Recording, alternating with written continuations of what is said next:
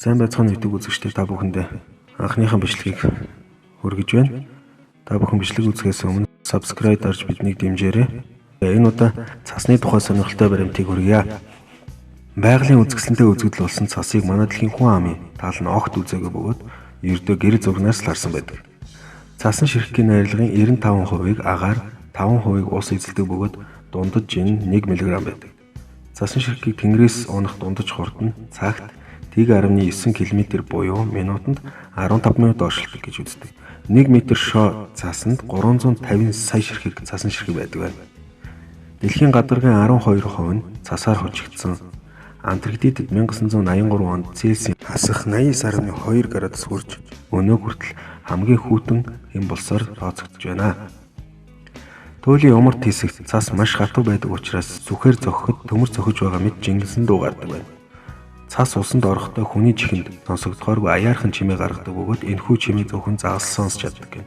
Гэхдээ цасны уг чимээг загасанд огт таалагддаггүй гэж эрдэмтэд онцолжээ.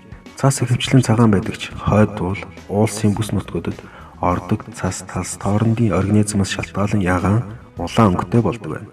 Тэрч бүхэл цэнхэр, ногоон, саарл өнгөтэй цас орж байсан тохиолдолж байна. Калифорни, Сьерра Невада нуруунд оршдог ягаан цас нь бүр тарвсны үнэр хамттай байдаг байна.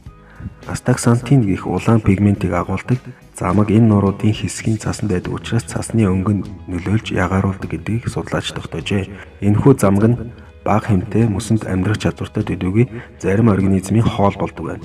1955 онд Калифорнид фосфорцсон туяатай ногоон цас уржээ. Ногоон цаснаас амссан хүмүүс нас барсан бол гар дээрээ тавьж үтсэн хүмүүсийн арьсан дээр тууралт гарсан байж. 1969 онд Швед 100 сарын баяраар харц цас орсон олон хүний зорчигдуулж байсан бол 2001 онд Колорадод Шивганы амттай цас орж ижээ.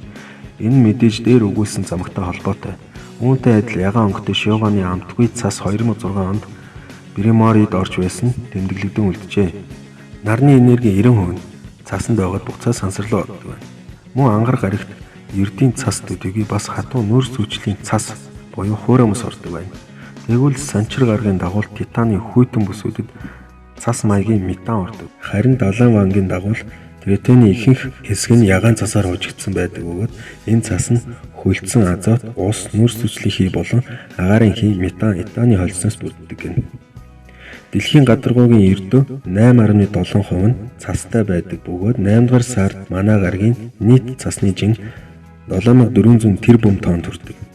Цасан шуурга нь 99 сая тонн цас шууруулж байхдаа 120 атомын бөмбөгтэй тэнцэх энерги гаргадаг. Цасны нуранга нь 80-аас 100 км/цагийн хурдтай байдаг бөгөөд зарим их нуранга нь 360 км/цагийн хурдтай буудаг. Энэ Формула 1-ийн машины хурднаас их гэсэн үг юм.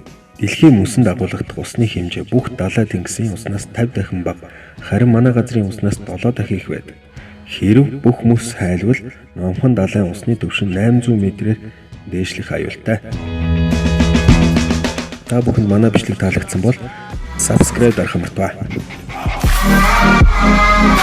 It's caught in the crossfire.